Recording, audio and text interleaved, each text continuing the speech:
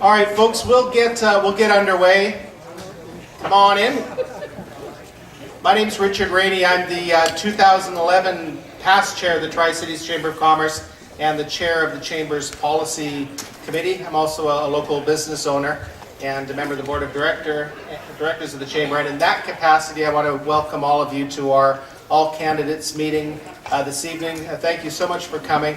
I hope that you'll find the presentations this evening to be informative and enjoyable, and we'll do our best to make sure that it runs smoothly. For those of you that aren't familiar with the Chamber, we're the Chamber of Commerce for Coquitlam and Port Moody. We represent about 850 members of your community. We've been around for 40 years now, and we're very happy to be the spokespeople for business in the Tri-Cities. And with that in mind, for those of you who haven't come to a Tri-Cities Chamber of Commerce All Candidates meeting in the past, we do them for just about every election in the community. And they have a stated business focus to the extent that's possible. So that doesn't mean that we're not going to have an opportunity to discuss things that don't have a business focus. But our principal objective, as much as possible, is to encourage the candidates to address issues which would be of concern to local business owners and people in the business community. A quick word about the rules this evening, and each of the campaigns, I understand, has got a copy of our non-intimidating rules of engagement. It's a fairly simple format. Our meeting will start, as you may have noticed, around 7 o'clock, and our intention is to go no later than 9. I understand that, well, we've obviously got a bit of a smaller crowd, and it's conceivable that we may be wrapped up before 9, but certainly won't keep you here any later than 9. And that'll be facilitated to a degree by the fact that we've got just 3 candidates here. What we'll do at the beginning of the meeting is we'll give each of the candidates 3 minutes to make an opening remark. We'll do that in random order, and at the conclusion of the opening remarks, the candidates won't have a specific opportunity to rebut the other candidates' statements. Instead, we'll go right into to question and answer period. We have a couple of questions from the Chamber of Commerce Policy Committee, and then we'll open it up to questions from the floor. We have a moderated question format. What that means is that you'll see we don't have an open microphone like all of our other All Candidates meetings. What we'll do instead is we'll ask you to write your question on a piece of paper. We've got Kurt there with pens and papers, and excuse me, Desiree, I think, over there with more. If you can write your questions on a piece of paper, hand them to either of them. They'll come up here and pass them up to me, and I'll read them on your behalf. We'd like to encourage you, if at all possible, to ask questions which all 3 of the candidates can answer. So we discourage questions that are strictly of a personal nature, or questions that are defamatory, libelous, particularly controversial. We'd like to give all 3 candidates the same opportunity to ask or to answer all of the questions. It's a little bit different than some of the other All Candidates meetings, but it's a long-standing rule of our All Candidates meetings. At the conclusion of the question and answer session, which will be no later than 8:50, we'll give each of the candidates an opportunity to make a closing statement. We'll do that in the reverse order from which they gave their opening statements, and it's intended that we'll be done here by no later than 9. And the candidates, I'm sure, would be happy to stick around after that and answer any questions directly if you do have a question that you'd like to pose to any of them individually. So any questions about the format before we move into it? Oh, thanks. So our our opening order is actually the opposite of what we have here. So Christine, then Dennis, and then Joe will give the opening statements in that order. You each have 3 minutes. Are you clear, the 3 of you, on the rules? Thank you. Then Christine, the floor is yours. Thank you, and thank you. First of all, let me thank the Tri-City Chamber of Commerce for putting this together this evening. It's a valuable meeting. I'm Christina Clarke. I'm the candidate for the BC Conservative Party in this riding. I was born and have lived in British Columbia all but 2 years of my life. 12 years ago, I put down roots in Port Moody and raised my family here. This is my home. I'm running for the BC Conservative Party because I believe in BC. I'm excited about the potential our province has, and I believe that our community deserves to have a common sense alternative to the NDP and the Liberals. I'm running because we need change here in British Columbia. I consistently hear from ordinary people who are excited about an alternative to the old line, arrogant and out-of-touch Liberals and the hardcore left-wing NDP. We have lived through 2 decades of rule of either cozy insiders or big union bosses, and British Columbians demand better. To turn BC around and be successful, we need a new direction. We need to reduce the government's burden on ordinary British Columbians and release the potential we have here in this province. We need leadership and common sense. Recently, our Liberal Premier marked 1 year in office. Let's review for a second where this Liberal government has led us. The average BC family now pays more in taxes than any province west of Quebec, including NDP-run Manitoba and out-of-control Ontario. Gas taxes have gone up in the Lower Mainland another 2 cents, and on top of having the highest gas taxes already in Canada. The carbon tax, which is a tax on everything, went up 1.1 cents per litre last July and will go up another penny this summer. MSP premiums, hydro rates, ICBC premiums are up. ICBC on top of already having the second highest car insurance in the country. The small business tax cut was cancelled. The corporate tax rate is going up 1%. Christina Clarke raised the minimum wage, which according to the BC Liberal Party itself will cost as many as 50,000 jobs.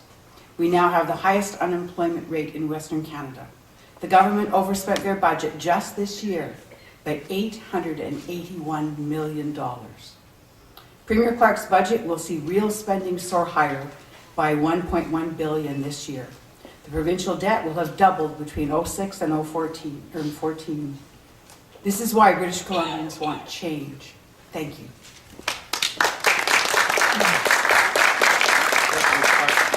Dennis? Thank you. My name is Dennis Marsden. I'm the BC Liberal candidate in the upcoming by-election for Port Moody, Coquitlam, Anmore, and Belcarra. I'm a 33-year resident of the Tri-Cities, having put down roots in Coquitlam, Port Moody, and initially, in my very early years, Port Coquitlam. I'm very fortunate to be able to raise my family, my wife, my 2 children, my son, who's not with us tonight because he's out celebrating his 14th birthday. And I've a 30-year history as a volunteer in the community, starting out as a sports coach, a sports referee, and then more recently, representing this Tri-Cities Chamber of Commerce at the City of Coquitlam's Economic Development Committee, and as their president in 2007. I've served the Eagle Ridge Hospital Foundation for the past 7 years, 5 years as their treasurer, and there we raise money for the provision of equipment and services much needed by our doctors and nurses at Eagle Ridge Hospital. Very proud of the fact that we're currently co-funding a master site plan to identify with Fraser Health the specific needs of healthcare within this region and how the Eagle Ridge can help service those.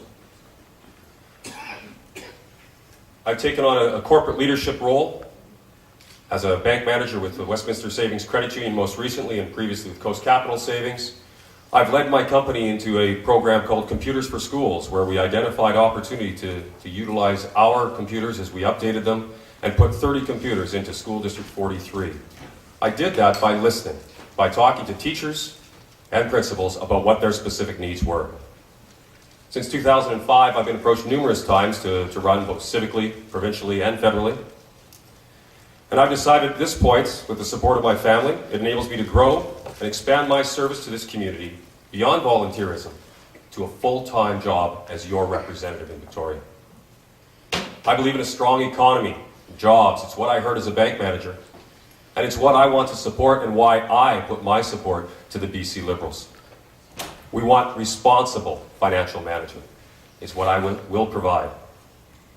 I'm running to provide a positive, collaborative approach and option to the residents of Port Moody, Coquitlam, and more in Belcarra. We are a unique community, we are a diverse community, and we need representation that will work with all corners of the community to ensure that we're represented. Thank you.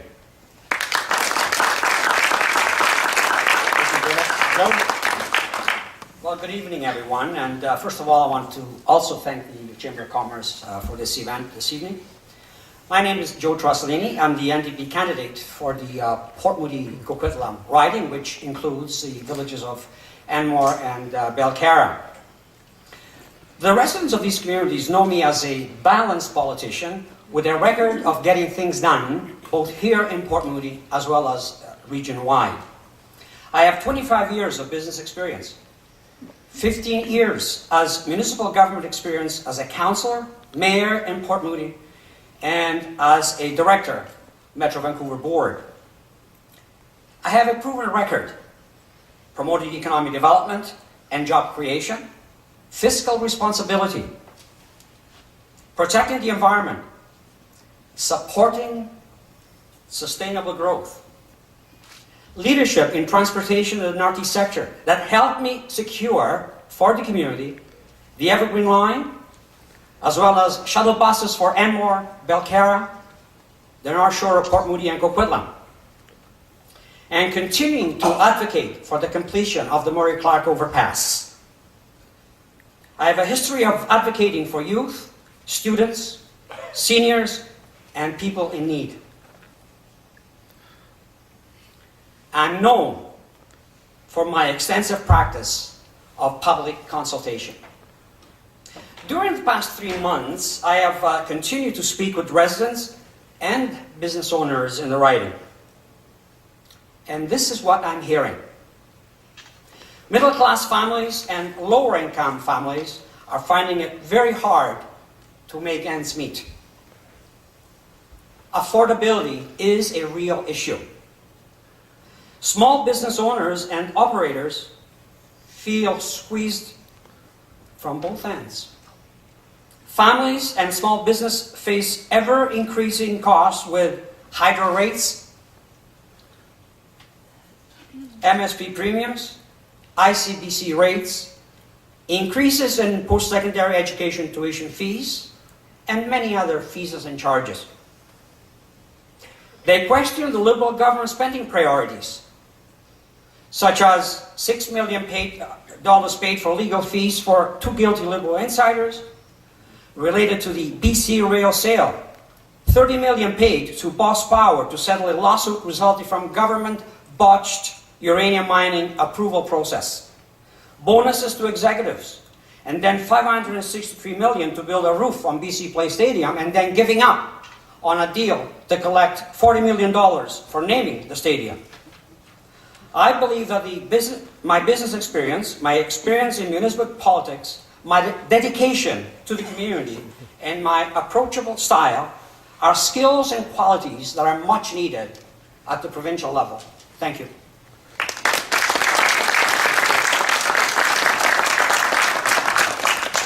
For those of you that may have just come in the room, we have 2 volunteers from the Chamber of Commerce Board with cards that you could write questions for the candidates on. I encourage you to write down questions that can be answered by all 3 of the candidates.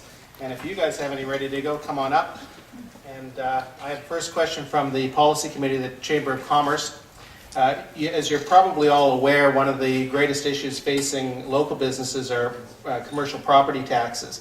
And during our last civic elections in our 3 communities, we heard from many candidates where they indicated that they felt frustrated that there was nothing they could do locally with property taxes because the direction really came from the BC Assessment Authority in the province. So the question for each of you is, what do you anticipate your government would be prepared to do at the provincial level to help local businesses and the property tax increases they've been facing? Sorry, Christine, we'll start with you. Strengthening the rights of all property owners is a very important principle to the Conservative Party.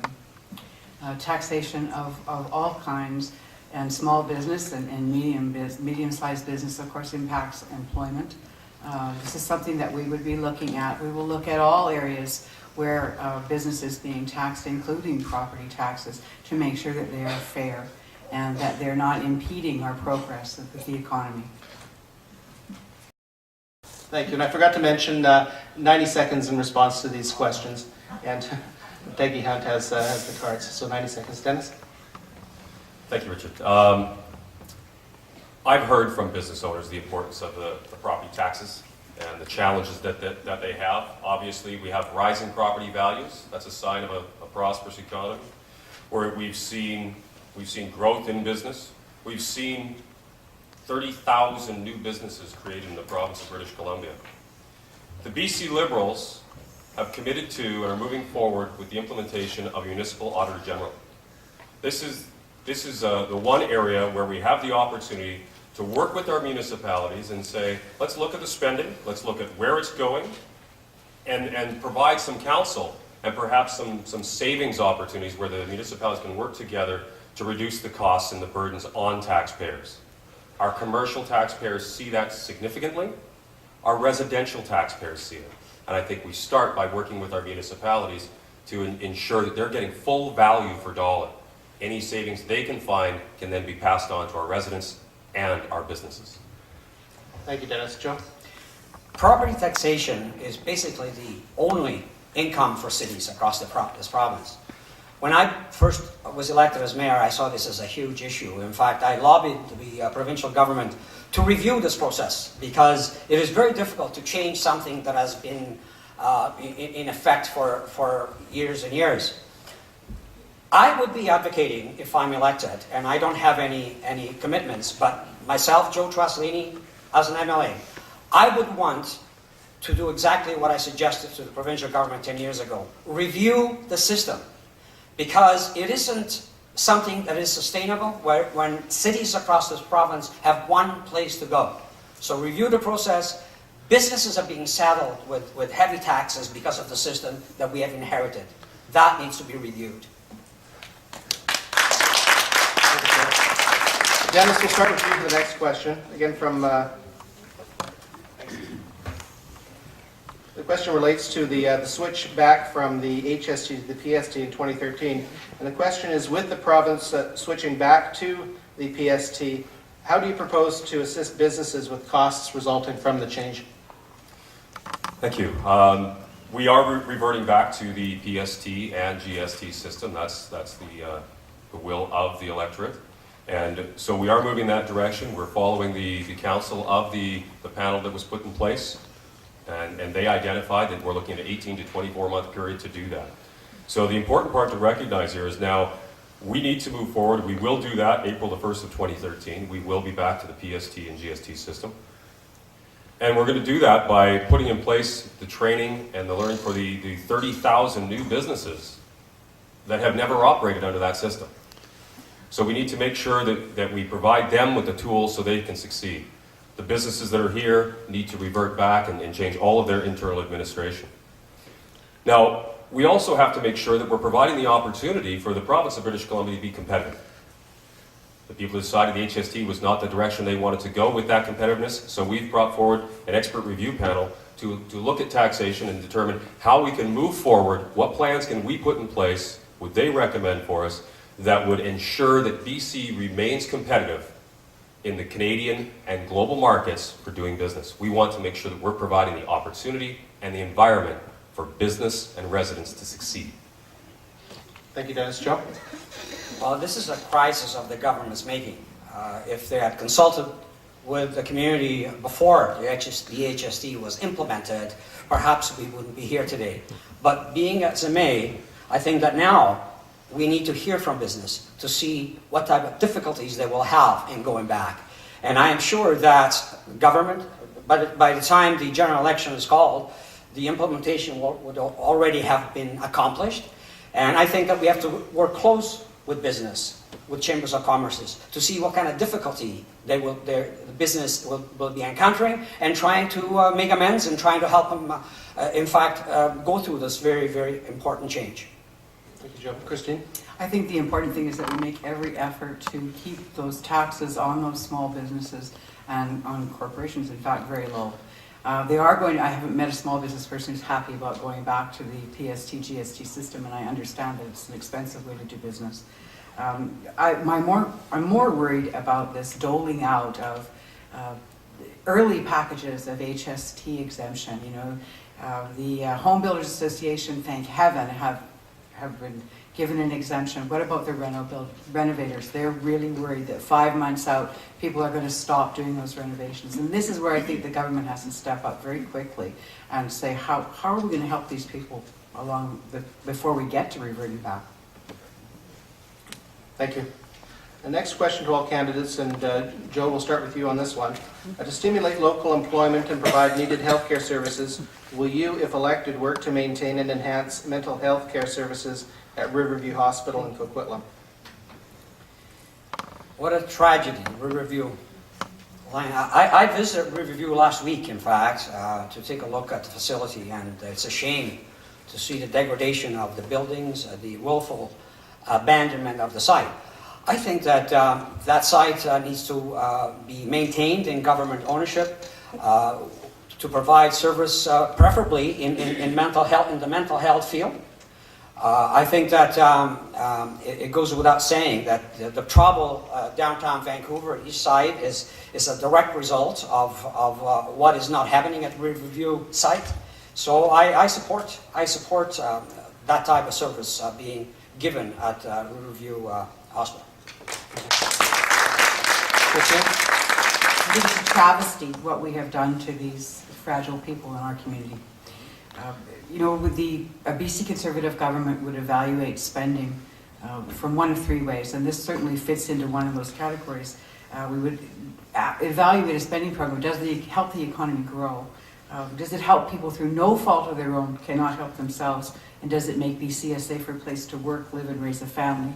And certainly the mentally challenged fall into that second category, and we would do everything we could to improve their standard of living now, and certainly look at reopening Riverview built up to a proper level of care.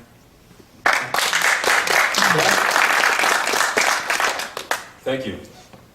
I've taken actual proactive action with the Riverview site. In my time serving this very Chamber of Commerce, which talks a lot about business, we recognize the social impacts of mental health and addiction. And so we invited, under my leadership, the Riverview Task Force to make a presentation. At the time, Councillors Donnelly and Reid came in and presented to the board. We took that message and we created and drafted policy, which then we took to the BC Chamber of Commerce AGM, and I'm very thrilled that I was able to stand at the microphone and speak to the delegates at the BC Chamber AGM and receive 100% support for a motion that we made that would call for the preservation of the Riverview lands for the provision of mental health and health care for the province of British Columbia. It's something that started here with this Tri-Cities Chamber of Commerce. It's something that I was thrilled to lead, and it's something that I will continue to champion as your MLA.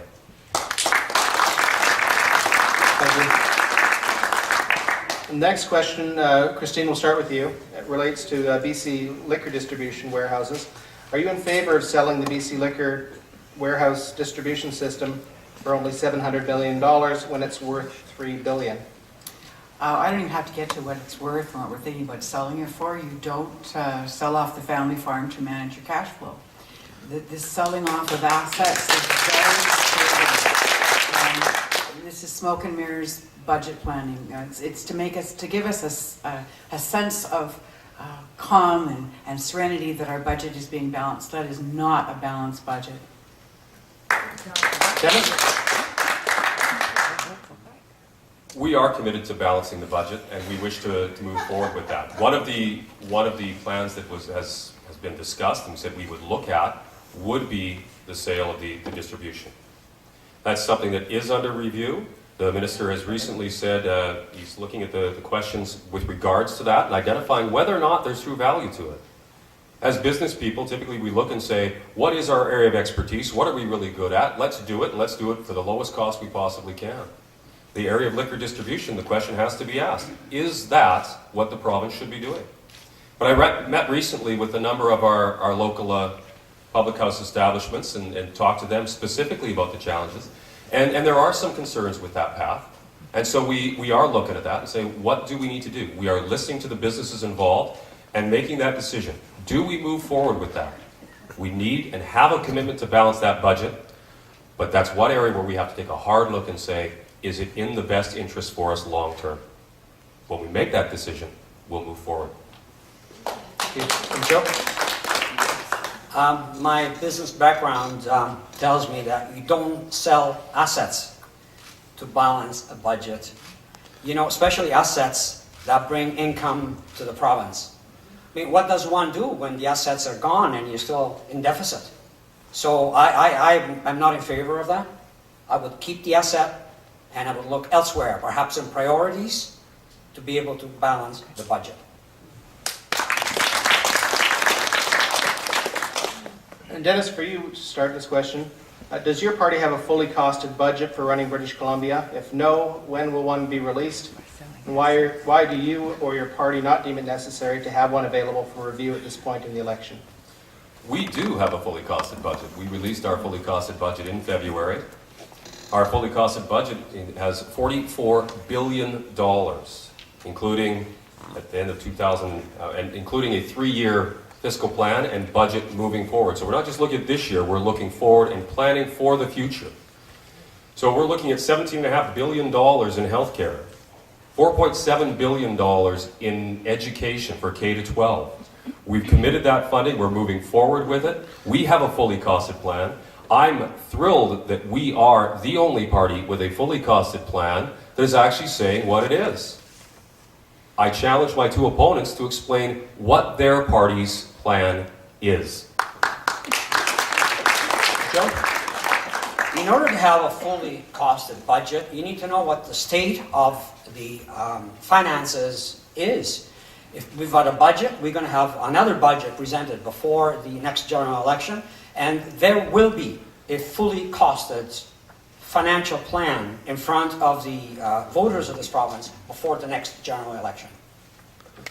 Christine? Thank you. Yes, you have a fully costed budget. Let's talk about that budget for a second. If a publicly traded corporation was given an audit opinion with a reservation, the BC Securities Commission would normally issue a cease trade order on that company. The Liberal government has been issued such an order on 12 out of 15 occasions for lack of proper accounting principles. So you have a budget, Dennis, but what is it made up of? We don't have access to those books. Before the next general election, we will certainly be providing a fully costed budget. Thank you. And Joe, we'll start with you on this. Is a two-part question.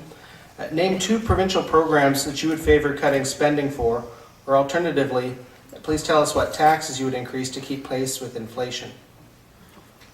Well, one program I would cut, I would make sure that the Premier's office has got the same rules of hiring and spending money than the rest of the departments in the province. That's number one. Number 2, I would not spend money in advertising what a great job the government is doing in creating jobs. Those 2 things, I would go on, but that's 2 that I would pick. Okay, Christine? I'm sorry, I missed the very first part of your question. But Sure, it's 2 parts. The first part is name 2 provincial programs you would cut spending for, or alternatively, tell us what taxes you would increase to keep pace with inflation. Okay, to answer the second part first, we wouldn't increase taxes on anything. The first part, wow, only 2? I think the jobs plan, first of all, is the biggest waste of money we've ever had in British Columbia. It's cost $300 million. We are now our unemployment rate is the highest in the country and has gone from 6.2 to 6.7. So that would be a good place to start. There are just so many. As I said, the criteria we would use would be for any program is, does it help the economy grow? Will it help people who, through no fault of their own, cannot help themselves? And will it make BC a safer place to live, work, and raise a family? Dennis? I think first and foremost, we recognize that we're coming out of difficult fiscal times and we need to move forward with a positive message. And so we're going to do that. I think we need to take a hard look at the bonuses for Crown corporations. We are going to do that. These are public sector, publicly funded employees. We need to take a hard look at the programs in which they seek bonuses. I think the salaries need to be sufficient to cover it off, and then they just go and do their jobs. I think it's important to recognize that Ms. Clarke talks about the fact that they don't have access to the records. The books for the province are public knowledge. You can take a look at them and you can cost out your plans. I think it's delusional to think that you can just say we're not going to raise taxes, yet we're not going to cut programs either. I think you have to look and say, you are going to move forward. You have to recognize exactly what you're going to do. This is a $44 billion budget, and we need to move forward. As to Mr. Trasolini's comments with regards to having a plan for the future, you were prepared, and Mr. Dix acknowledged being fully prepared with a costed-out plan based on our current financial state to go into a fall election. Why will you not come forward now and say, given the state we're at right now, this is what we'd be prepared to do? We're doing it. You are now coming before the electorate and asking them to make a decision. Who do you want to vote for? Which direction do you want to go? Do you want to vote for a group that says, we have a fully costed plan, this is what it's going to be for you? Or do you wish to vote for a party that says, well, yeah, we have one, but we're not really going to tell you what it is yet? Richard, I'm just wondering if we're able to do what just What I'd happened. ask you to do is make a note, and you'll have an opportunity in your closing statements to do it. So by all means, you may have time to make those statements a little longer. Thank you. Christine, question for you. What have you done to ensure environmental responsibility in this community, and what will you do if elected? What have I done in this community? Yes. Gee, I recycle. I haven't personally been involved in anything in the community. Obviously, the position of the BC Conservative Party is that the needs of the economy need to be balanced with the needs of the environment. That is our basic belief. Dennis? First and foremost, I would like to commend the various city councils across the province that have brought forward pesticide bans. If elected, I would work with my party to say, let's move forward and recognize the challenge that we have with cosmetic pesticides and look for uniformity across the province so we don't have a piecemeal approach municipality to municipality. That's the biggest one. And Joe? Well, I have dedicated my life to the environment. As mayor of the city of Port Moody, we won many awards, sustainability awards, Fraser Basin awards. We were the first city west of Quebec to introduce and pass the pesticide bylaw. 6 years ago at Metro Vancouver, I founded the very first Environment and Energy Committee of the region, and I chaired it for the last 6 years until I did not run again for mayor. On and on it goes. The city of Port Moody is the example of environmental sustainability.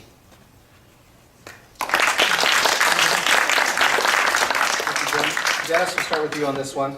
Please comment on the increased costs for hydro rates, ICBC premiums, ferry fares, medical services premiums, and bus fares that taxpayers are faced with under the current government.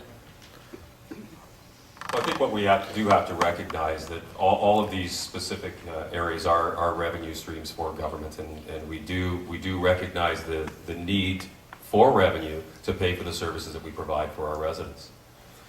I'm very happy to see Martin Crilly's report today coming out saying no to TransLink's request for a 12.5% fare increase. I was very happy to see that. I'm very happy to stand beside Premier Clarke when she stood there and said that we will be doing an audit of TransLink. We are not going forward with their further requests for additional revenues. They need to look internally at this $1.1 billion organization and say, are we getting true value for dollar?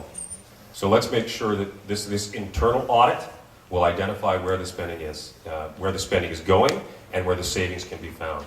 So we have to recognize, moving forward, these are revenue streams. We want to make sure that we're providing health care, that we're providing education, we're providing all of the various services to our residents. And to my opponents, I would ask them, if you wish to forego this revenue, what programs are you proposing to cut? Thank you, Dennis. Joe? Well, Liberal government has had 10 years of opportunity to do something about these costs. And what we're hearing today is promises after 10 years in power. Audits and all of those things, there are promises. Why should we believe promises? We were promised that the HST was not going to be introduced. Shortly after the election, it was introduced. We were promised that BC Rail was not going to be sold. It was sold. Now we're being promised audits and trying to keep costs down. 10 years is a long time. There should be no need for promises. It should have been already done by now. Christine? With respect to the ICBC and the hydro increases in particular, they are particularly egregious. The government has vacuumed $501 million out of ICBC in the last 2 years. Over $1.1 billion out of hydro in the last 2 years. And so these crown corporations turn to us and say, we need more money. Well, this is part of the smoke and mirrors budgeting that it comes in this way and it goes out that way, and it's revolving public money. To say now we stand up now and say, oh, we need to do an audit. It's like the criminal justice system. We don't know what's wrong. We're going to have to look into it. They didn't become the government yesterday. They've been the government for 12 years. Why don't they know what's wrong with it? Why don't they know how it's doing? There was an audit done in 2007 saying that fare evasion was a problem on Translate. Nothing has been done about it.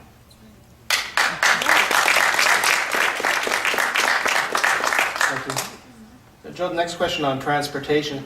There is a perception in some quarters that the selective tolling of particular bridges in our section of the Lower Mainland may be unfair. The question is what your position is on tolling and road pricing generally, and whether you think that the current system needs to be revisited. Well, the present government set up the policies of selective tolling. I mean, you have the Sea to Sky Highway not tolled. Yet the Port Moody Bridge is tolled. And there we go. Is there a need for toll? Is there a need for road pricing? Is there a need for coming up with money and all those things? Well, those decisions have to be discussed. They have to be based on proper discussions. I remember a year or so ago, there was this memorandum of understanding that the Premier came to sign with the Council of Mayors. What happened to that understanding? That understanding spoke about a whole bunch of possibilities, probabilities, and it opened the door for discussion.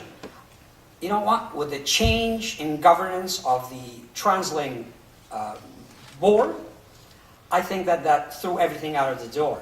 Let's get back to square one. Let's make sure that there is a TransLink system, a governance system that includes elected people representing the communities that pay the taxes. I believe that if you don't go back to that fundamental issue, you're never going to solve the problem.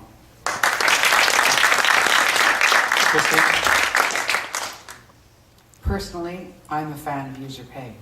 However, I think that if you're going to make one set of users pay, that you need to make all sets of users pay.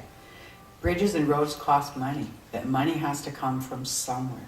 I think what we're going to discover is that, regardless of who forms the government next year, is that this government has entered into a contract which may be 30, 40, 50 years long for tolls on that Port Moody Bridge, and there's not going to be anything anybody can do about it. And Dennis?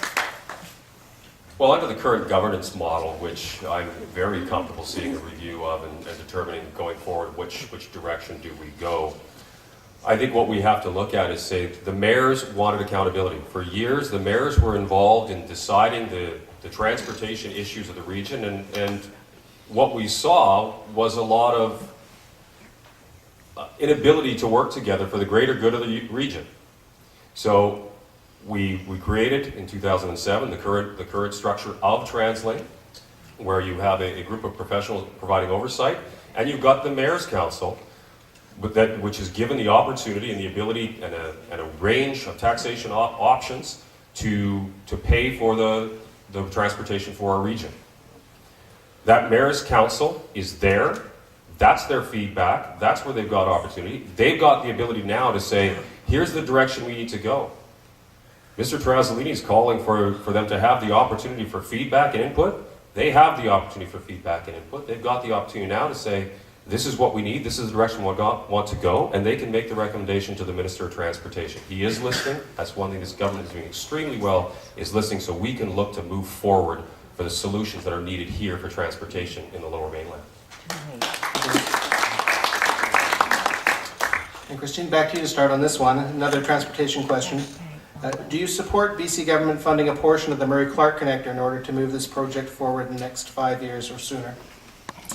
I do not. I'm sorry. I believe that to put the Murray-Clark, to spend, and it's $70 million, I believe is the figure. Other numbers have been tossed around. For us to spend $70 million on the Murray-Clark connector before we understand the impact of the Evergreen Line, before we understand the impact of the Highway 1 expansion and the new Port Moody Bridge doesn't make any sense to me. Before we run a 4-lane highway down beside our waterfront park, we better really understand whether or not we need it. Dennis? When I speak to the residents in the Cedarbrooke and Klahani areas, they've got great concern about the Murray Clarke connector. I know Mr. Trasolini has talked about it for quite some time, and we are looking at a $70 million project. We currently have underway a $1.4 billion project to bring the Evergreen line to the region. The studies for the Murray Clarke connector are 8 years old. The road traffic safety studies are 8 years old, and Mr. Trasolini has overseen the development of this area over the last 5 and 6 years, where we've seen an influx of residents without asking for an update to the road safety. So now he professes that we're going to go ahead and build this. If Mr. Trasolini truly wanted to build this, why did he not, during his time as mayor, approach the federal government for funding? The federal government had $65 million on the table available for the United Boulevard extension, which did not proceed because of New Westminster's opposal to it. But during that same time period, Mayor Greg Moore in the city of Port Coquitlam was able to work with TransLink, the federal government, and the city resources to build a $170 million Coast Meridian overpass. That's about working together. Yet, despite being suggested by the MLAs and the MPs in the area, Mr. Trasolini failed to move forward and request any funding whatsoever from the federal government to cooperate and move that project forward. I've never heard so much hogwash at any one time in any one place. MP James Moore, MLA, provincial MLAs, mayors, and in fact, Mr. Marsden appeared in front of the last meeting of the TransLink board supporting the Murray Clarke overpass. You know, everybody in this area, developers, the Chamber of Commerce, everybody has supported the project for one simple reason. It is part of the MRN network. It is not a Port Moody road.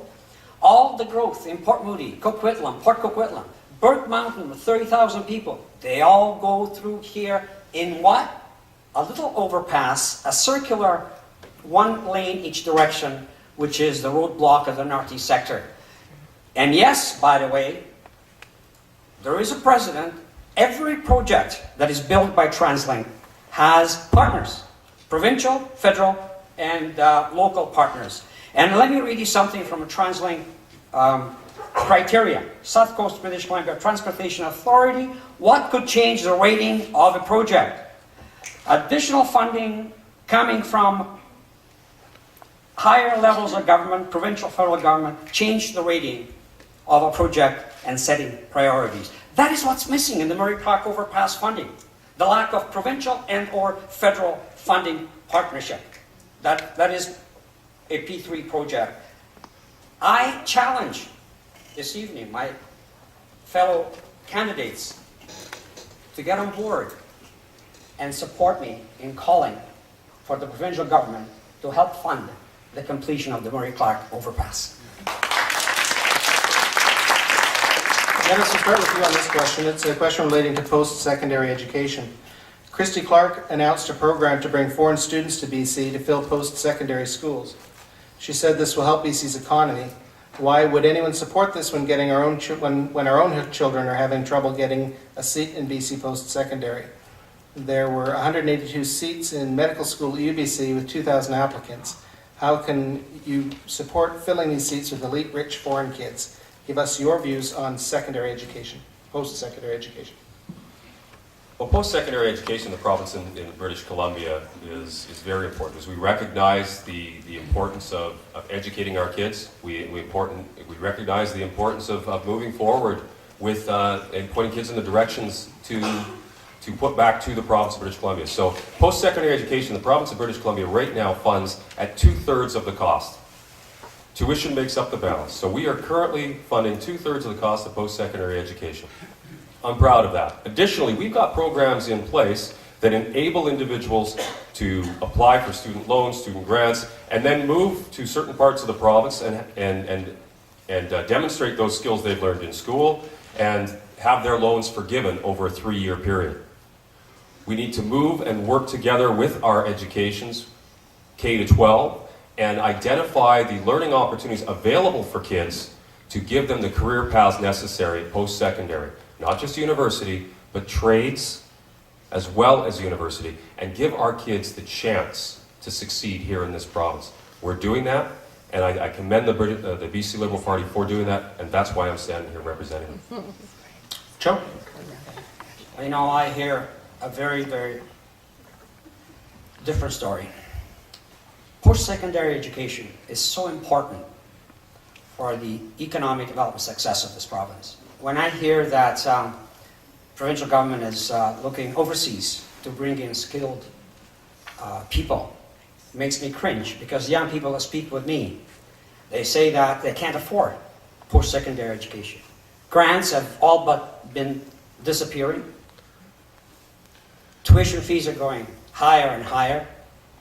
The loans they get from the banks are at high interest rates. And the average borrowing is about $27,000 per student. By the time they graduate or finish their skill training, they find themselves behind the 8 ball. I would say that if we really believe in getting our young people employed in this province, let's train them and let's help them. Our economy depends on that. I can't understand why this would be a position of the government other than they're just treating it as a cash cow. They want that extra 1/3 of tuition. It shows a lack of regard for British Columbians that I think is rampant in this government.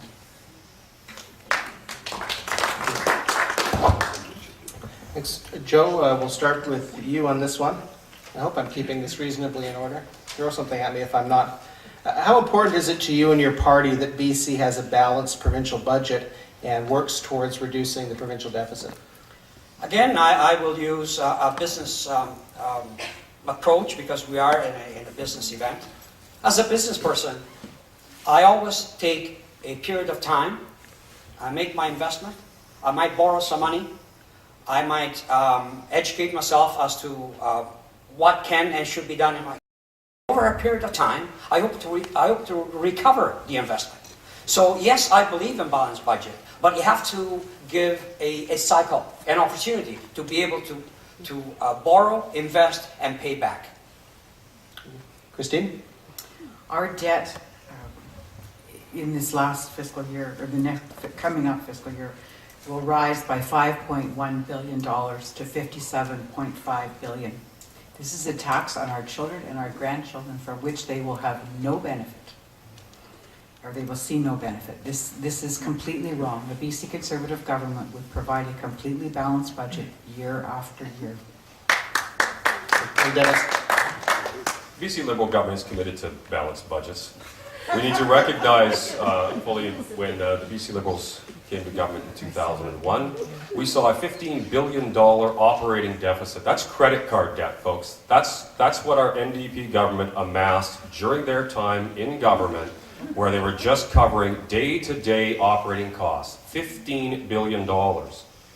Since that time, we've reduced that. Despite some of the most difficult global economic times we've experienced since the Great Depression, we've reduced that deficit to $9 billion. Ms. Clarke here talks about debt, and there's 2 types of debt we can have. We can have capital debt, where we're actually investing, and we're actually putting and building the province. I liken that to taking equity out of your home to build an addition. That's what the BC Liberal government has done. We're building the province while maintaining the fiscal prudence to ensure that we pay down the operating debt, as I said, from $15 billion to $9 billion that our NDP friends left with us at the end of the 1990s. We will provide balanced budgets, and we will move forward in a fiscally responsible manner. Thank you, Dennis. Christine, the next question will start with you, and it's a question relating to the coroner's office. In years past, the coroner's office had, as part of its mandate, the task to investigate unexpected hospital deaths. That task was removed, and now the only requirement is a physician's signature on a medical certificate of death. Medical errors are not investigated, and improvements in healthcare are overlooked. Would you support returning this task to the coroner's office? Absolutely, I would. I think that along with cuts to the justice system, this is a typical cut that is really going to create harm in our society. Dennis? Yes, I would. Joe? Yes, I would. Thank you. Well, you got ahead of me there. So speaking of the justice system, and Dennis, we'll start with you. Are you in favor of the Liberal policy in dealing with criminals and sentencing? Would you continue the Liberals' catch and release program where violent criminals are serving lenient sentences?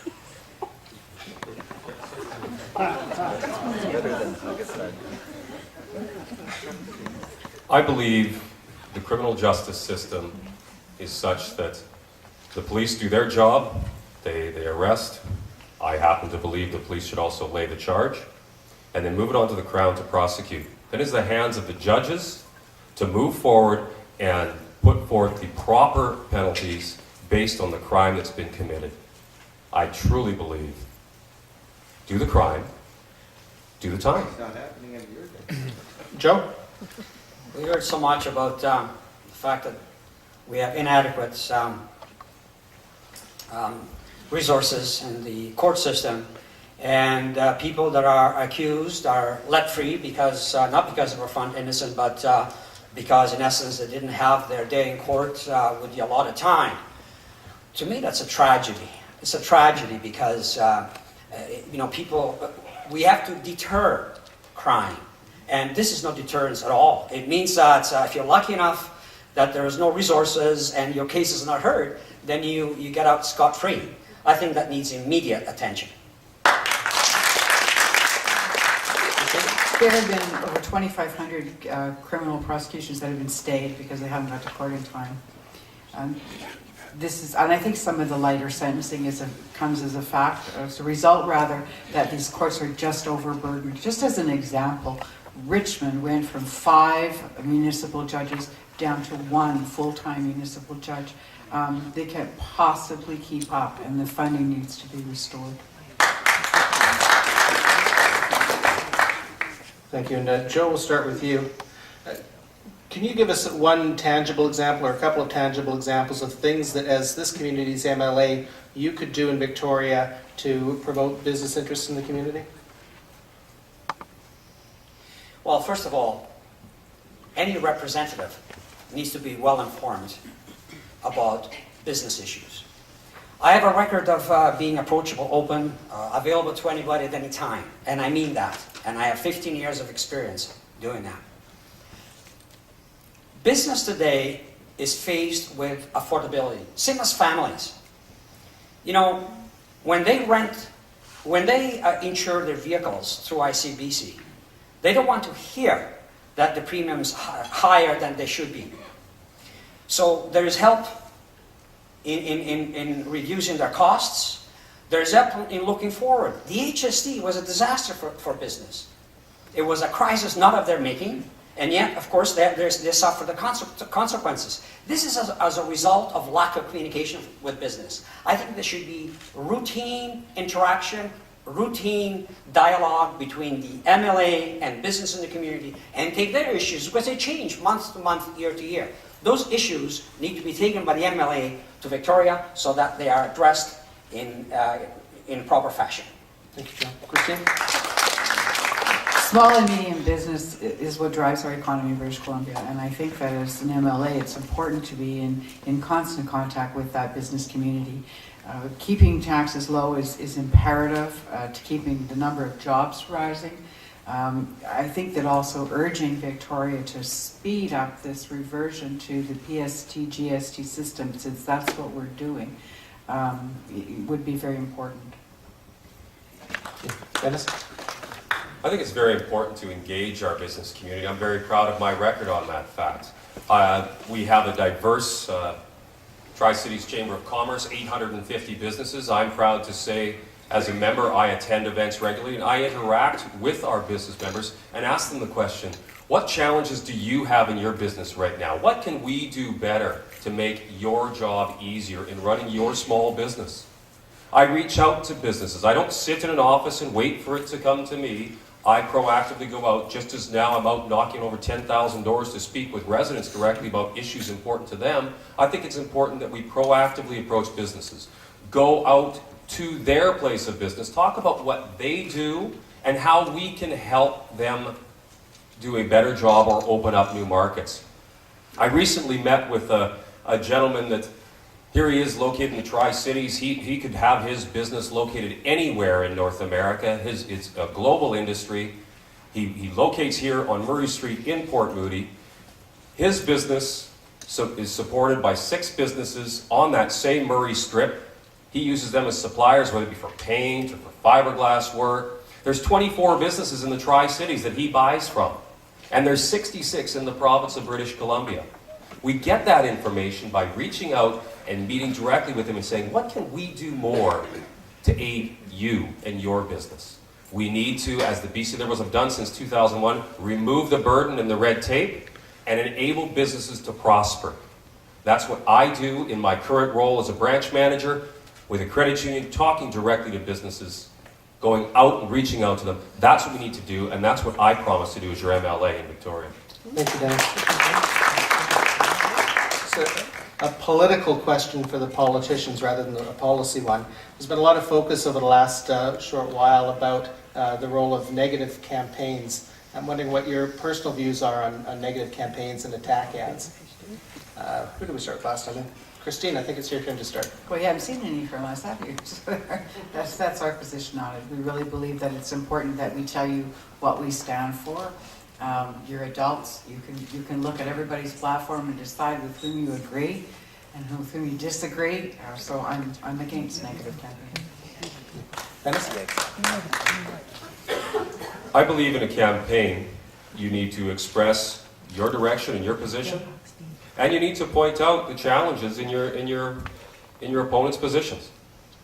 I think you can do that in a respectful manner.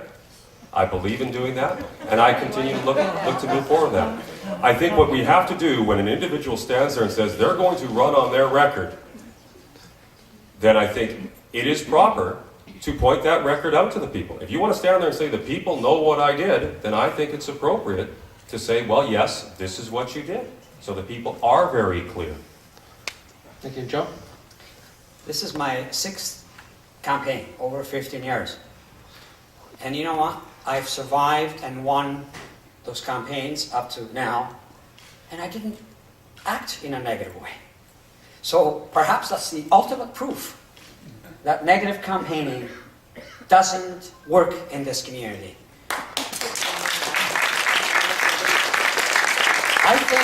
I think probably that is one of the reasons why, especially business people, find it a hard time to run for political office. And that is a shame. You know, not everybody has thick skin like us, you know. We would like to have some of the softer skin run for political office. And the negative campaigning doesn't encourage anyone to run for office. Thank you, Joe. Dennis, I think it's your turn to start with this one. Do you think it's realistic that in the next term of government that the HST could be reduced? And what would you see as a realistic reduction target, if so? So could you repeat the question? Yep. The HST during the next government's term, so after the 2013 election, during the term of that government, do you think it's realistic that the HST could be, sorry, the PST could be reduced? And if so, to what level? I think what we're doing with the BC Liberals are right now bringing an expert panel to say, what do we need to do with taxation? What direction do we need to move? We moved in the direction of HST. We're going back to the PST, GST model, and now we've got an expert panel that's going to look and say, what taxation model do we put in place? What do we need to do that we can then reach out to the people and say, here's the direction we see in this expert panel saying we need to go to ensure that BC remains competitive, to ensure that BC remains a safe harbor for investment, to ensure that people have the opportunity to come here, invest, create their business, create jobs, and that's what we need to move forward with. I think we need to look to that expert panel and say, specifically, what can we do from there, and then put number to it. Thank you. Joe? I think there's a need to review priorities province-wide. There's a need to take a look at the books and find out what we've borrowed, what is the payoff number of years. BC Hydro has borrowed so much and put the repaying lengths into the future. We have to review all those things before anybody can sit down and say, well, let's have a reduction in PSD. I would love to have a reduction in PSD, believe you me. And I think the taxpayers, talking about expert panel, there's no more expert panel than the taxpayers of this province. So what we need to do is review all that and find out where we're going forward before we start promising reductions in PSD. Thank you, Christine. I think it would be wonderful if we were able to do that, but as I agree with Mr. Trasolini on this, that we don't have enough information at this point in time to say whether or not we'd be able to. And Joe, we'll start with you on this one. Mixed martial arts, MMA, is the fastest growing sport in the world, and Canada has produced many world champions. Will you support the formation of a provincial-wide athletic commission to support this business and safety of participants of this most excellent sport? Well, I don't know where that came from. I'm sorry, personally, this is me answering now. I don't cherish watching people kill each other, you know. I've heard that from the Canadian, I think it was Canadian Medical Association or something, and they're against that type of sport because of the brain injury. And we're seeing all the brain injury these days in hockey. Never mind a sport that sole intent is to knock somebody out and shake their brain to the point where we don't know what the future will be. So I'm not in favor of that, personally. This is my own. Thank you, Christine. Okay, well, Joe's got me scared half to death now. It's not something I've really ever given any thought to. Quite frankly, I think, you know, if we left more money in people's pockets and didn't give it over, didn't ask for the government and all these crown corporations to take so much of it, and didn't take so much out of small business, that perhaps they could find support within the community. And Dennis. MMA is a growing sport. I know people are mixed on whether or not they wish to support it, and I think, like, as with any sport, you've got that opportunity to say, am I going to take my hard-earned money and put it down to view that event? We've been successful with a number of sports, including boxing, in saying, you know what, we can commission this. Would I support a provincial body to look at it in conjunction with advice from the medical professionals? Yes, I would. Thank you. Christine, I think we start with you this time. The question about TransLink. Would you agree that TransLink could have not raised gas taxes by 2 cents a litre, and that they could have instead reduced spending by 1% to fund the Evergreen line? Or maybe just a comment generally on TransLink and transportation funding. Well, it is our policy of the BC Conservative Party that 2 cents a litre gas tax should never have happened. That when you look at the increase in municipal budgets over the last several years, we felt that a 1% reduction in municipal spending was the way to pay for the Evergreen line. I know that's controversial, but I really believe it's true. When you look at the waste, when you look at fines not being collected, and even if they are, they go into general revenue, they don't go back to TransLink. When you look at fare evasion, the bus drivers estimate is between $20 and $30 million a year. When you look at fare evasion on the SkyTrain, these are numbers that when you put them, if you were actually collecting this money, might have made up the shortfall that we've come out to the taxpayer for that 2 cents a litre. I think they need to work a little harder to be better managers. Yeah. Well, I support the need for TransLink to look internally at the savings that are available, to look and make a statement such as all municipalities should cut their spending by 1% to put into this transportation project. I think you have to look and say, these communities have elected these officials to look out for their specific communities and the needs that they have. To look and say they're going to cut that and specifically move it all towards here is irresponsible. To do that without even looking at them to determine whether or not there's the proper spending. So the municipal auditor general will enable us to take a look hard at those municipal spending and identify exactly where there may be some savings, where they can pass it on to the taxpayers or enhance the services that are provided at the community level. The Mayor's Council was given the opportunity and a range of options available to pay for the Evergreen line. This is the one they chose. Now we're moving forward with this long-awaited and much-needed project. I'm happy to see our trucks on the street right now and digging the holes to run the electrical lines. I'm happy to see this project move forward. Okay, Joe? Well, let's get it straight. The Mayor's Council has no authority hate to break it to you guys, but they have no authority.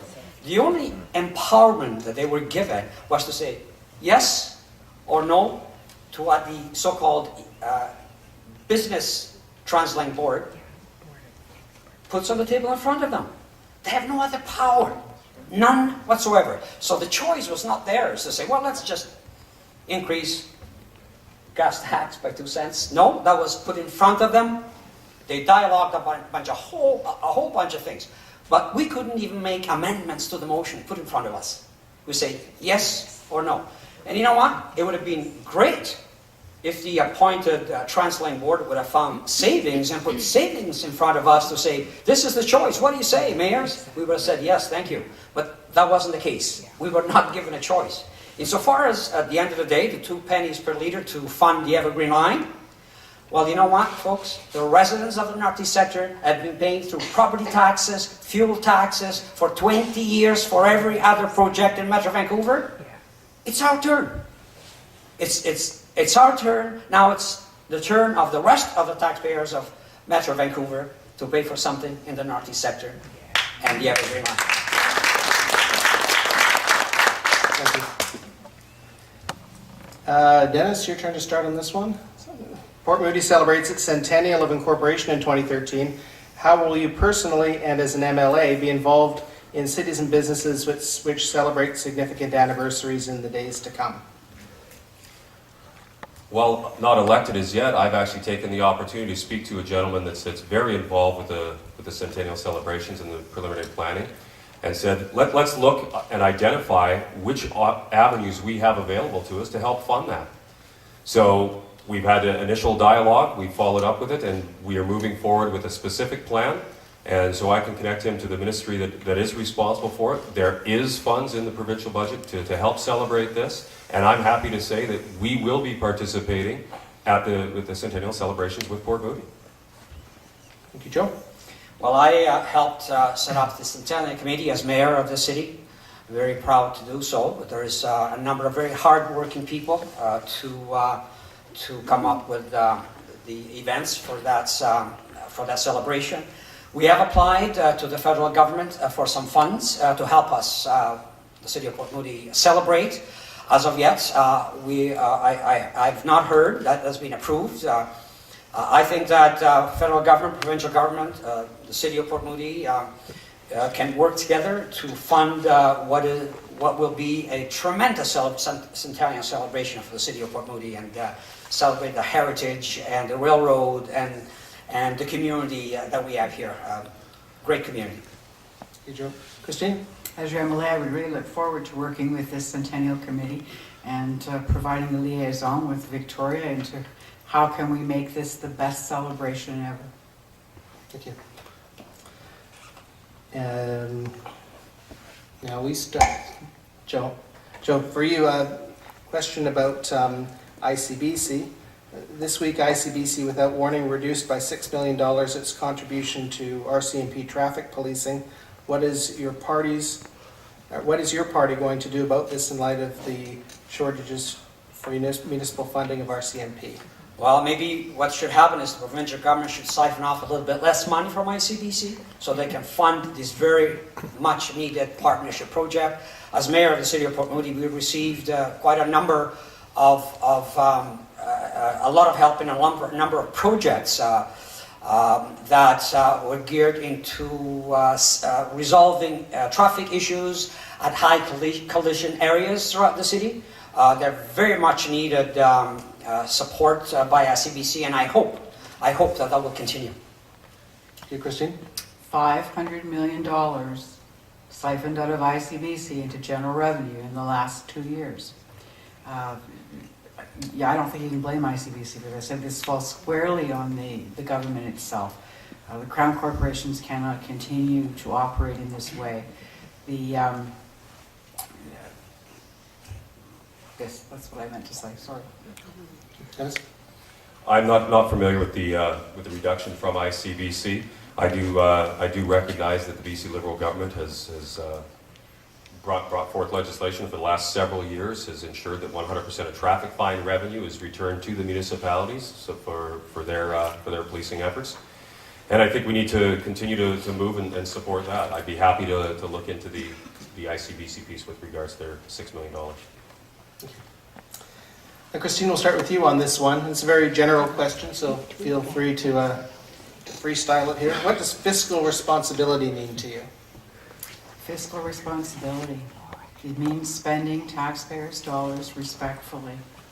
I think that, I don't know when it's happened, but somehow it's become the government's responsibility to fund people's pet projects.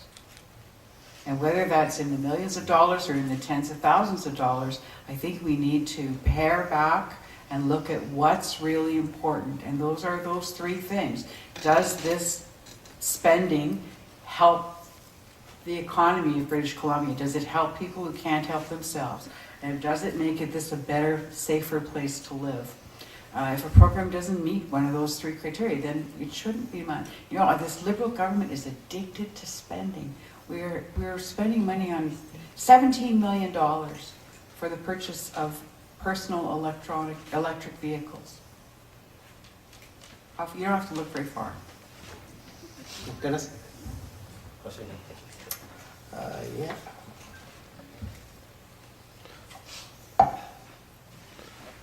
I filed it, Dennis, just a What's second. fiscal responsibility? Yeah, sorry, yeah, what does fiscal responsibility mean to you? Fiscal responsibility, putting on my banker's hat, is managing your finances in a responsible manner, ensuring that you're not spending what you don't have. If you're going to borrow, you're going to borrow for the betterment of your home or your province. You're looking to make an investment that you are going to reap a return down the road. That's fiscal responsibility. Fiscal responsibility is not borrowing for ongoing operating costs, as our predecessors, the NDP, have done. I think it's important that we recognize that fiscal responsibility is, at the government level, is exactly what we employ in our own homes. We're not looking to live on our credit cards. If we're borrowing, we're looking to borrow for the betterment, whether that be renovations, extensions on the home, or helping our kids move forward and get started in their lives, buying their first home. Fiscal responsibility is operating in a manner that enables you to achieve all those things, not sacrificing our future. Thank you, Dennis. It's ironic that I forgot the shortest, simplest question. Joe? Well, fiscal responsibility is spending money, taxpayers' money, as if it was your own. Responsibly, with set priorities, without waste. You know, for 12 years, I practiced fiscal responsibility, the same as I practice in my business at home, but I practice as mayor of the city of Port Moody. And you know what? The Canadian Federation of Independent Business, hardly a left-wing group, named the city of Port Moody as the most frugal city in the province of British Columbia 9 years in a row. And you know what? We're very proud in Port Moody. Different councils in Port Moody, we're very proud of that record. Thank you, Joe. We'll start with you, with Christine this time. Dennis? Dennis, we'll start with you this time.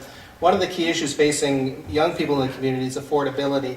The question is, what will your party do to increase affordability of new housing in the community? Sorry, what? The affordability of new housing in the community. Housing. I think we're very proud to recognize that there are a number of government programs, including most recently with this budget. We've recognized a new $10,000 tax credit for first-time home buyers. Additionally, we've moved forward with that's when they're buying a first home and new construction. As well, we've got the property transfer tax, where our first-time buyers are exempt from that. I'm on record as, in my time here with the Chamber, is drafting policy to say the Property Transfer Tax Act, which is celebrating, I believe it's its 20th birthday, needs to be updated. And I'm very happy that our Finance Minister, Minister Falcon, has said he's willing to look at that, and he's looking to have discussion. So as the MLA, I'm looking to bring the policies that we wrote here at the Tri-Cities Chamber of Commerce, that I passed with the support of the BC Chamber of Commerce, that I'm going to look to sit and bring those to Victoria and say, it's time to revise that tax Let's make it easier for our kids to get into their homes. Let's make it easier for our builders. Let's make it easier for our people that are moving up or moving down out of their homes by revising the property transfer tax. Joe? You know, in housing, like everything else, is supply and demand. As mayor and council in the city of Port Moody and the Metro Vancouver board, we struggle with this issue a lot.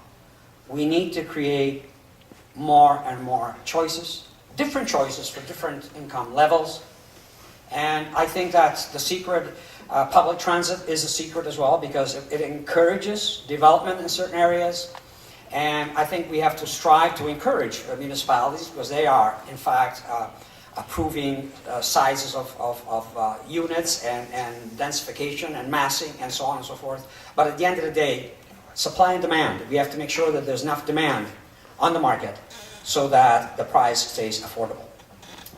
Christine? It's so hard for young people to get into the housing market. I don't believe that it's ever healthy for us to try to artificially control that supply and demand formula that Joe was just talking about.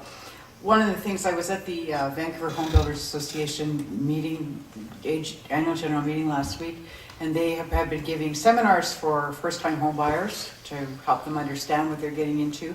And one of the things they said is they're very concerned with these low interest rates, that people are getting in to at their maximum qualification, and that, of course, 5 years from now, rates will go up, and they will not have been able to keep up. So really, it's about creating a healthy economy where people don't have, aren't paying too much in taxes and fees, that there are good jobs out there that they can afford to get into the market. Thank you. And Joe, we'll start with you on this one. What, if you're elected, what do you feel will be your biggest challenge in taking over a seat that's been empty for such a long time? Yes, it's a seat that has been empty for a long time, but I do have a bit of an advantage. I've been campaigning for 6 months. I think, and I'm not being funny about that, but people have filled my ears with issues. So if I'm elected, I think that I am well informed about the issues of the community, youth, seniors, families, businesses, environmental issues, health issues. I think that it's a question of taking those issues and going to the other side and making sure that I advocate on behalf of this riding with the leaders and policymakers within the party. Thank you, Joe. Christine? This has been the longest campaign on record. I think we've all been campaigning for many, many months. We've been talking to people on the doorstep. We've been getting to know our constituents. People have not been shy about coming forward with the things that they're worried about via email, even via telephone. I don't think it'll take very long to really get lockstep with them. Thank you. Dennis? Of course, I'd like to recognize that while the seat has been vacant, the office has been operating, and I know I've spoken to MLA Doug Horn for Coquitlam-Burke Mountain, his constituency assistant, and as the questions have come through to the office, that phone number is still working. They're still answering, addressing, and ensuring that the issues of the residents of Port Moody, Coquitlam are being addressed. My approach to business, my approach to this campaign, my approach as your MLA is one of proactivity. I'm going to continue to knock on doors outside of the election cycle to ensure that I can speak to people directly and find out what's important to them. Give them the opportunity to have direct access to their MLA. Look for opportunities for town hall meetings. Look for opportunities for coffee meetings. Any opportunity where residents have the opportunity to interact directly, where I'm reaching out to them and asking for their support. I think we need to move beyond, I've got an open door policy, to where I'm actually reaching out to you, coming out to you, much as I do as that branch manager right now, and walk out to talk to the clients that are in my lobby, the clients that are coming into our municipality. We need to reach out to them and say, what can we do better for you? That is what I'm promising to do as your MLA. Thank you.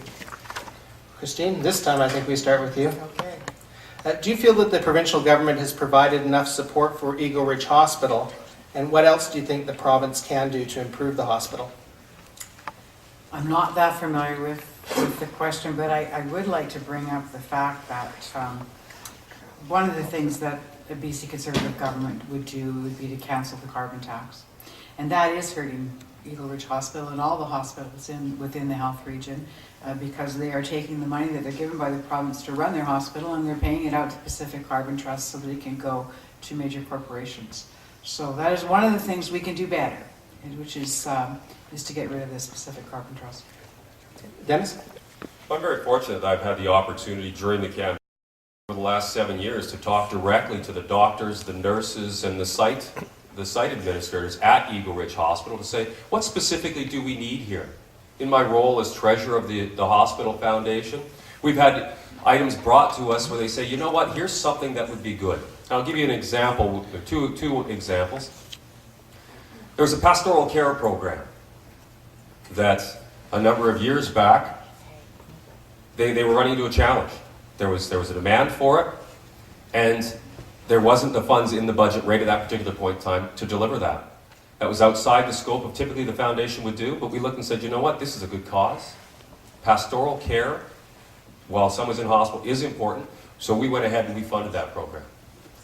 When I spoke to the site director, and they said, you know what, we've got a need in the emergency. The nurses don't feel safe, and they don't feel the patients have sufficient privacy. We need some revisions there. We moved forward and funded the renovation to the emergency room to provide them that added security and to provide the patients that added privacy. I'm very pleased with the fact that we are co-funding a study with Fraser Health to identify the specific needs, healthcare needs in this region so we can move forward. It's easy to say we need more money at this. We're moving forward to say what specific services are needed and can be provided out of Eagle Ridge Hospital. We're moving forward with that. We expect the plan to be completed in June, and then we'll be able to move forward to our provincial government through Fraser Health and say, let's move forward, let's move forward with the specific needs of this region through Eagle Ridge Hospital. You, Dennis. Joe? Talking about needs. How about a maternity ward? That was something that was promised so many years ago. There's been studies, reviews, planning exercises. I've attended most of them, being the mayor of the city, with other mayors in the Tri-City area. Yet, to this day, there's still empty space at Eagle Ridge Hospital, not fully utilized. So it's, let's stop the planning. Let's stop the reviews. This is the fastest growing area in Metro Vancouver. We need services. We need a maternity ward at Eagle Ridge Hospital for a fast growing area. Thank you, Joe. Dennis, a question regarding social media. How are you using social media to connect with voters, especially younger voters? And do you believe that this is important? And which social media platform is your favorite? Which one is my favorite? Social media is certainly growing. And so I am using Facebook, Twitter, and reaching out to voters. So if I'm communicating directly, if there's a question via Twitter, I'm responding back via Twitter. Was actually out knocking on doors early in the campaign and came across a lady that, when I knocked on the door, she opened, she says, oh my Lord, she goes, you know what? You picked all nights tonight to come up. She goes, I'm looking at a federal bill online. I've got some questions, but I can't, I'm drawing a blank provincially right now. So let me get back to you. 2 doors later, my phone beeps, and there's a tweet from this lady saying, can we meet tomorrow and talk? I've got some questions. So we responded back. We arranged to meet the following day and address the questions he had specific to the budget. So I think social media is important. I find Twitter being useful to communicate quickly and perhaps move forward with more direct and detailed conversations in person or on phone. Thank you, Dennis. Joe? Well, this is a competitive era. I mean, business knows best. You have to be connected. Facebook, Twitter, email, text messaging. You need the information, you need it now. Unfortunately, that is the way things are today, and I use them all. Thank you, Joe. Christine? The campaign and I are using Twitter and Facebook primarily. I'm more fond of Facebook than I am of Twitter. It's been great because I've been engaged in some conversations and some mini debates with people bringing up various issues. Thank you. Joe, we'll start with you. A question about community representation. When you speak about listening to and advocating for residents and working collaboratively, do you see yourself working hard on behalf of Anmore and Belcarra if you're elected? Definitely.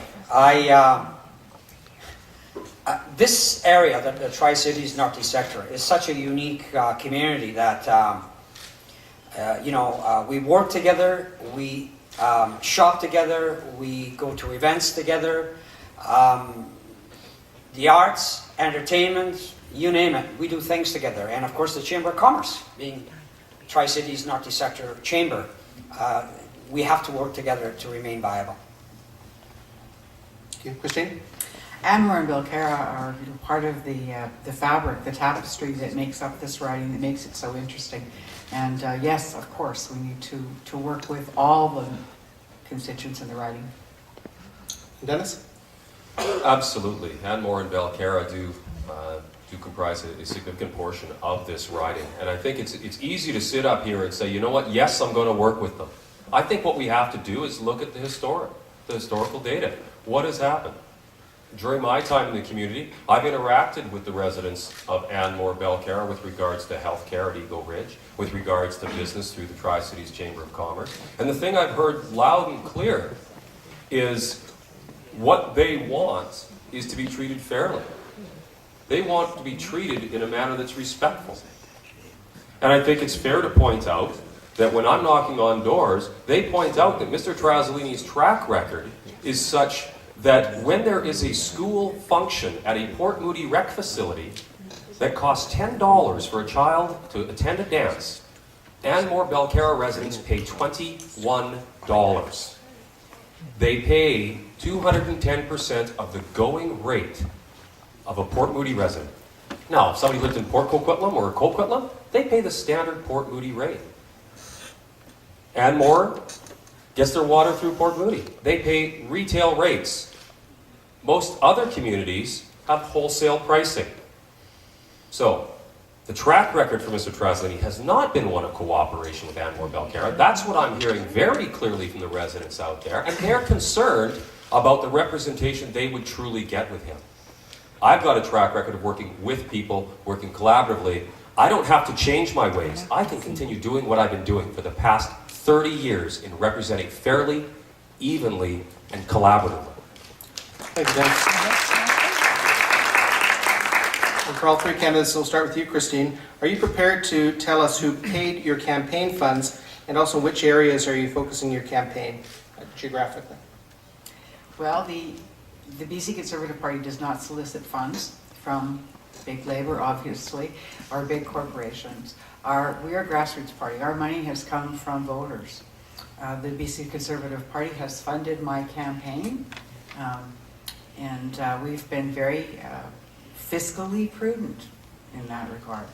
So it's not a huge campaign. We don't have a gigantic campaign budget, but we're here. We're doing what we can. What was the rest of the balance? The second part of it is in which areas geographically are you campaigning? Oh, we've been everywhere. Everywhere. We have been all over the place. We've been up in Glen Eyre, we've been up Heritage Mountain, we've been out in Belcarra, we have been in Moody Central. Just getting a flavor for all the various parts of the riding. Thanks, Dennis.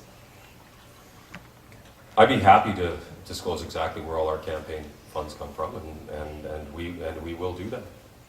As far as where we are going right now geographically in this campaign, I've said it once or twice tonight already. I am proud that I have personally knocked on over 10,000 doors in this riding. That is doors in Anmore, Belcarra. That is doors in Heritage Mountain, Moody Central, Coquitlam. This riding starts at Austin and North Road, and I have knocked on doors from Austin and North Road across to Blue Mountain, all the way up to Foster, across to Gatensbury, down Gatensbury, throughout Port Moody, Anmore, Belcarra. We are looking to represent the entire Port Moody, Coquitlam, Anmore, Belcarra, and I'm proud of the work that I've personally done to work hard for this, and the work that my volunteers are doing on our behalf to ensure that we reach out and talk to as many voters as we possibly can as we get ready for the election on the 19th of next week. Thanks, Joe. I'm receiving campaign donations from a complete cross-section of the community. And of course, it will all be itemized. And I'm also door knocking in Coquitlam, Port Moody, Anmore, Belcarra, but I'm not asking for money at the door steps. I'm seeking comments and policies and questions. Thank you. This question, Dennis. What are your views on Bill 22? Bill 22 brings in place the ability to negotiate class size and composition. I think it's important to recognize that in knocking on these doors. I'll knock on a door and I'll identify myself. And individuals say, you know what, I'm a teacher. I said, excellent, I want to speak to you. I want to hear what you're hearing, what your experience in the classroom. And by and large, what I'm finding, including at my son's soccer game, when I talk to the kindergarten teacher there, what she talks about is wanting supports in the classroom. It's not about class size, although Bill 22 does maintain limits on class size. It's about composition. We need to have that dialogue with the teachers and the administrators so they can put in place the best learning environment possible for our kids. I believe Bill 22 is a stepping stone towards that. It enables us to have that dialogue where we can look and say, let's move forward. Let's identify the specific needs of each student and ensure that we're putting in place that best learning environment. So I'm happy to see it move forward. I'm happy to engage the teachers directly. I think we need to move past the TF and the employer rhetoric, and we need to actually talk to the teachers, those people that are working so hard and doing such a great job to support our kids and teach them every single day. We need to work directly with them, get past the rhetoric, and I will work hard as the MLA of this riding to ensure that we maintain the tremendous job that this school district is doing, recognized as one of the best in the province. We're going to work collaboratively with them to ensure that they're delivering the best possible service to our kids. Thank you, Dennis. Joe? Bill 22 is an impediment to meaningful dialogue. It was simply created as a wedge issue, trying to time everything within a specific time. I think that when an employer and employee can sit across the table, having discussions based on trust, mutual trust, understanding, and with mutual goals, I think that you get resolutions. For 15 years in the city of Port Moody, I've dealt with many difficult labor issues. And we were able to be the leaders in Metro Vancouver because of those very principles. Being able to be honest with each other, be trustworthy of what we're saying, with a common goal of resolution. Bill 22 takes everything off the table. The only thing that leaves on the table is concessions that the government wants to extract. It takes away composition, class size, and everything else, which the Supreme Court has wanted and mandated discussions on. Christine?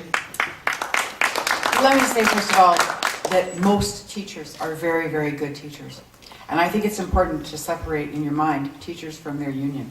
I do not think that teachers have been very well represented by the BCTF in this. The things that they asked for were impossible. The government, however, should have dealt with this back in September or October instead of leaving it until the spring so that they could grandstand.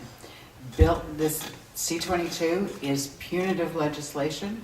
It is not going to accomplish anything except get us right back where we started, where we've got the teachers and the government like this.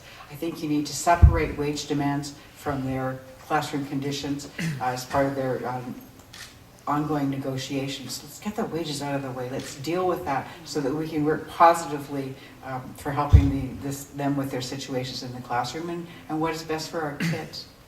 Thanks, Christine. I like this question, but please remember I'm just reading it. I didn't write it. To prove you have courage and can think for yourself, please tell us one of your party's policies which you do not support or are not completely comfortable with. Joe? You know, I have examined the policies of the British Columbia New Democratic Party, and so far I haven't found anything that I'm at odds with. If I find it, I'll be speaking up on it. Christine? I looked very, very carefully at the platform of the BC Conservative Party before making the decision to run. And I honestly have to tell you, I could have written it. If you read that, you will know everything that I think. Now, there will come a time, I'm sure, when my party will be putting forth policy that I do not agree with. One of the important things to me, and it's right there in writing, is that my responsibility as a BC Conservative MLA is first and foremost to my constituents, not to my party. So I will be free to vote on your behalf when I do disagree with them. Thank you. Dennis? I'm very proud of the fact that BC Liberals allow MLAs to express their personal opinions as well. I'm very happy to share and proud of the fact that I'm the only candidate that will sit up here and tell you that my party has policies I disagree with. So to answer your question, one, the charge approval process. In British Columbia, the charge approval process is such that the police do their work, they do their investigation, they send it to Crown, and the Crown decides whether or not charges are going to proceed based on the, I believe it's the significant probability of conviction. Most provinces in this country allow the police to do their investigation and lay charges. That's currently under review here for the province of BC as part of our justice review. I think we need to move forward with it. I believe the police do a tremendous job. I think they understand the work that they need to do in investigating a crime, and they should be able to move forward with the actual laying of charges.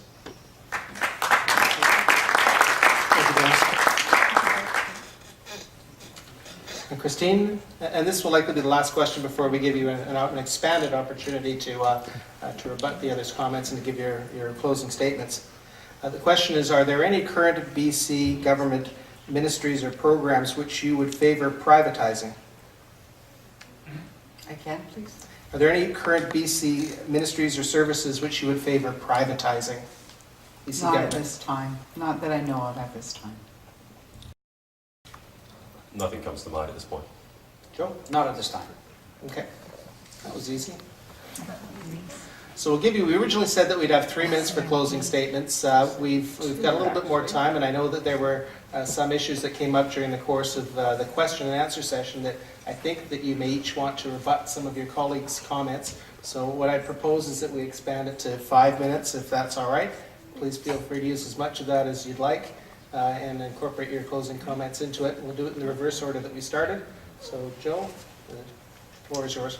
Well, thank you. I've lived in Coquitlam and Port Moody since 1974. I know the riding. I'm aware of the issues in this riding. And yes, the issues of Anmore and Belcarra. And what we're talking about Anmore and Belcarra, the city of Port Moody, when I was mayor, invested $27 million in a rec center. Referendum.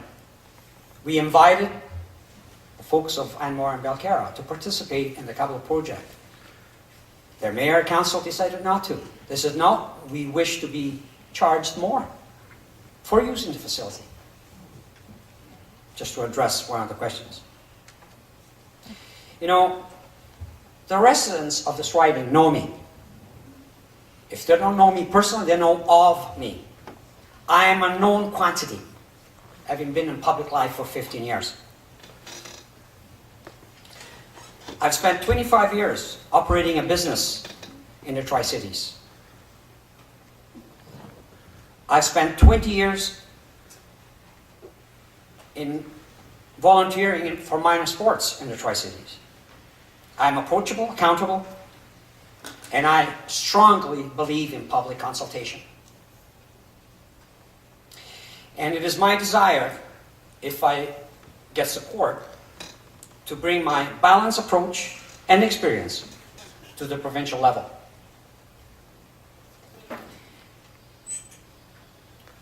With your support, I would like to continue to advocate for families, business, the environment, students, seniors, and I would like to say that there are many people in this riding that I've crossed paths with, and I'm very proud to be a resident of this community. If elected, I will continue to be available to you, consult with you, and I will continue my long-standing practice, which have lasted 15 years, of keeping my promises. I ask the residents of Belcarra, Anmore, Port Moody, and Coquitlam to support Joe Trasolini on April 19th. Thank you.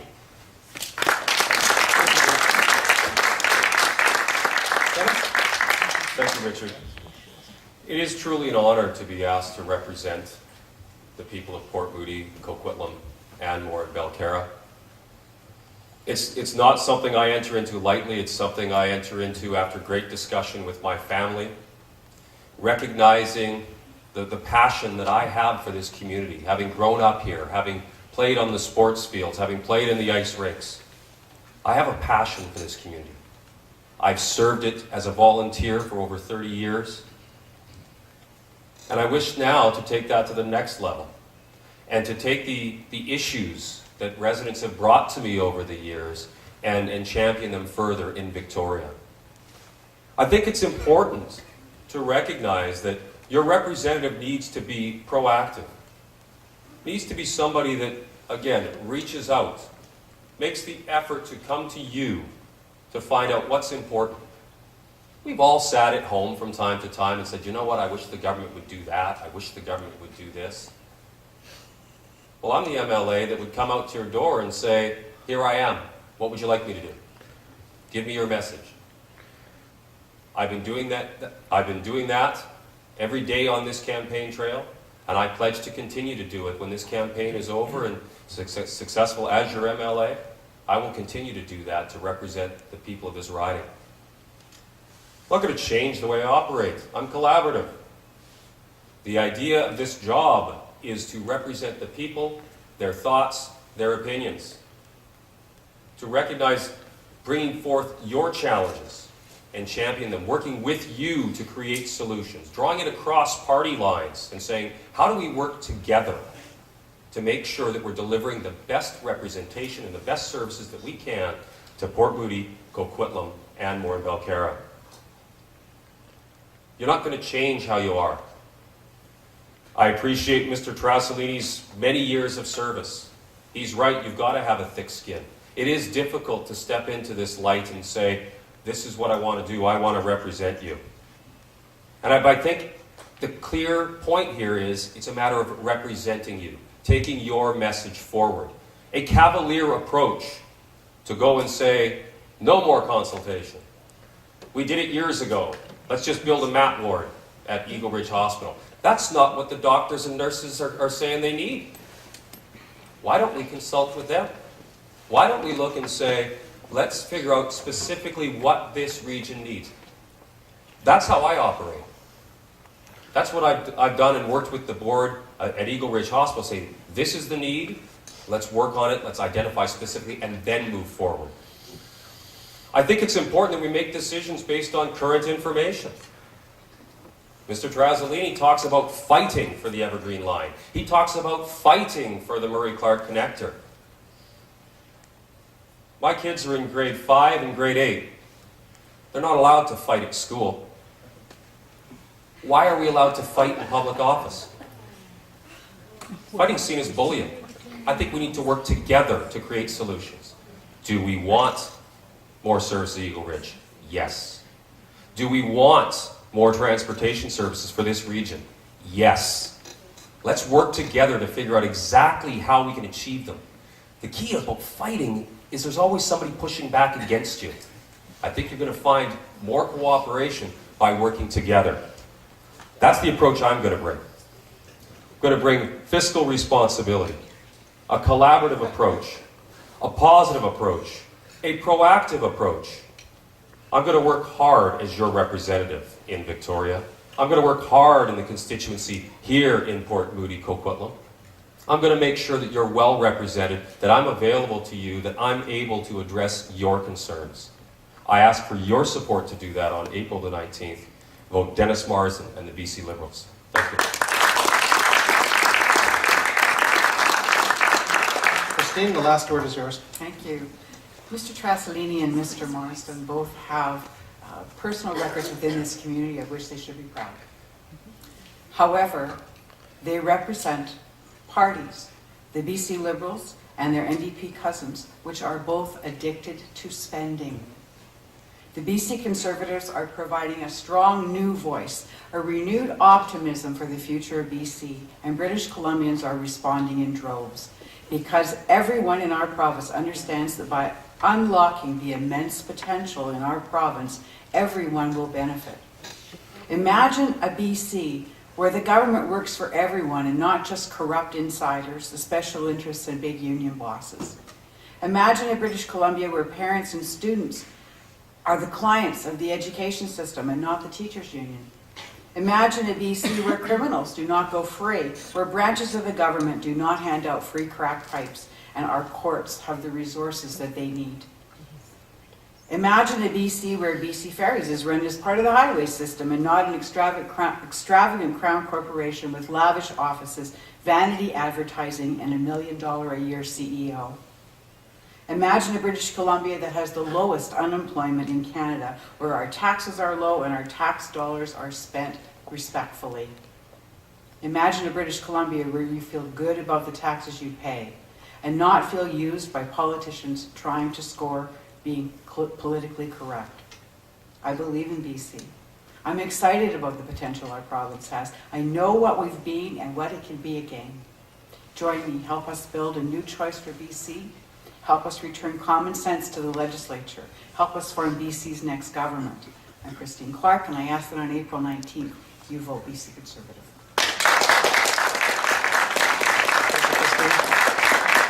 Just a moment. On behalf of the Chamber of Commerce, I want to thank all of you for coming. Our membership, I know, greatly respects the commitment that you've shown and the courage that you've shown to take time away from your lives, your families, and your professions to run for public office. And I'm very comfortable with the comments that you made about the business community and the role that you see the provincial government playing in fostering business in our community. So thank you very much, and best of luck to all of you. You have excluded me from being able to participate tonight. I have Parkinson's disease, and I do not have the ability to write my question down. The young woman gave me some assistance. By the time we got the question written, you had called. Okay, do you guys mind if we ask the question? Do you want to read it, or do you want to pass it up to me? No, it's a bit complicated, and if you'll just bear with me. You bet. It's about the pharmacare program. As I said, I suffer from Parkinson's disease. When the Liberal government instituted... Do you want to come up to the podium? Yeah, sure. Don't go too close, you'll blow everyone's ears off. I've talked at a few mics before. When the Liberal government introduced the pharmacare program, they put into place what's called a formulary. The formulary is the drugs which the plan will cover. This formulary is decided not by doctors, but by bureaucrats. Many drugs that come on the market do not meet the formulary requirements.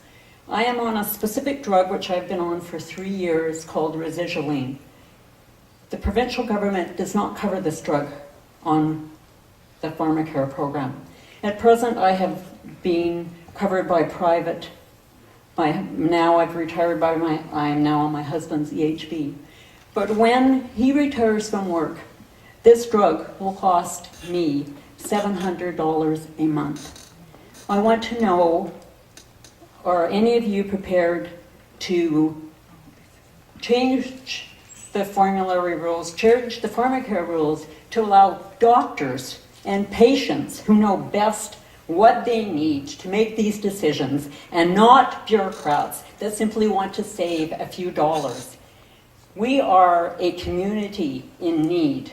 We have not had the representation that we need.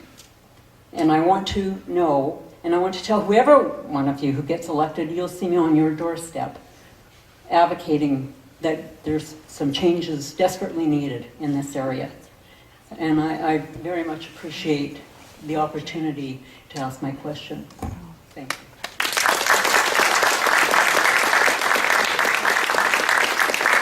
Why don't we start with you and move back this way? Sure.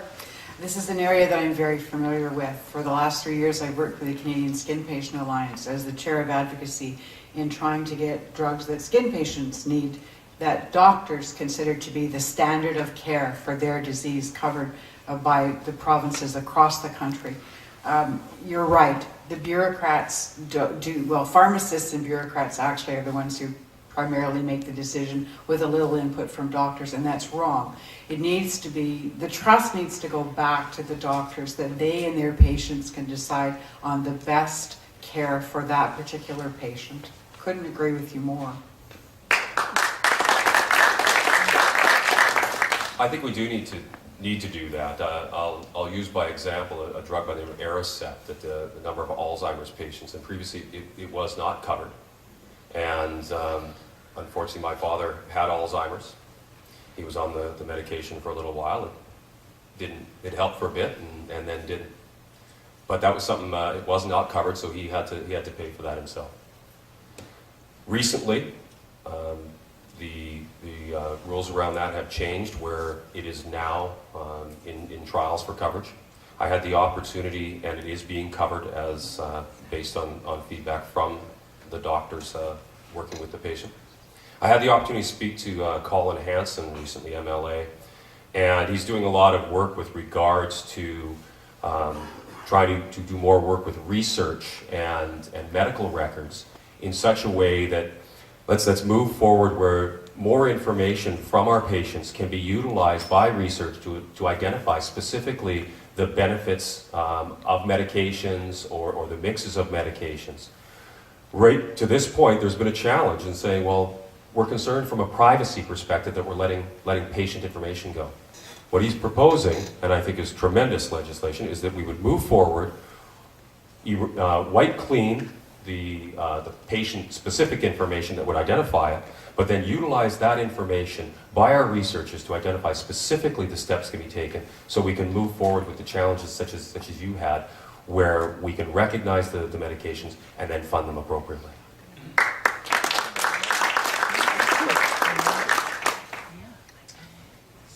I wasn't aware of that issue, but I can support the fact that your physician and you, the patient, should be able to make decisions that are crucial to the quality of your life.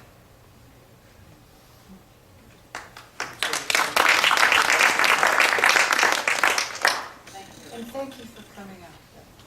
So thanks to all of you, and thanks everyone for coming. I hope you found it interesting, and I hope you guys can stick around for a few minutes if any of our friends in the audience want to speak to you one-on-one. Absolutely. Is there a Canuck update? Yeah, no, please, no Canuck updates. No updates, please. Thank you very much for coming out.